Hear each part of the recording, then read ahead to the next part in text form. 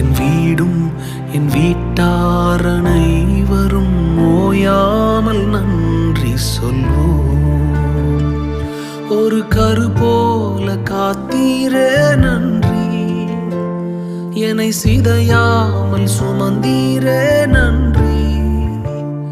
ஒரு கரு போல காத்தீரே நன்றி, என்னை சிதையாமல் சுமந்தீரே நன்றி.